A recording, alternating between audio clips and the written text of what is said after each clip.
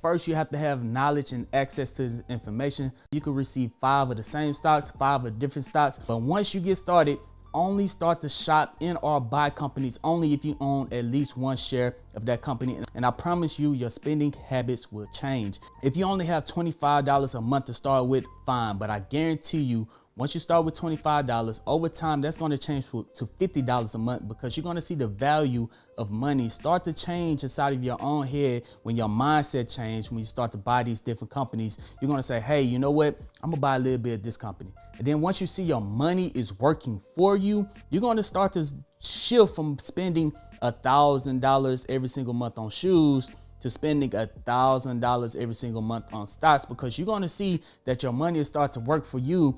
And instead of you owning a depreciation asset, you're going to start to be a part ownership of these companies that could generate you wealth over long term, that you could even pass on to your kids to where they would not have to work a single day in their life. So even if you do have a lot of money and you just have all of your money just sitting in the bank, let's say you got 10, 20, 30, 40, $50,000 just sitting in the bank,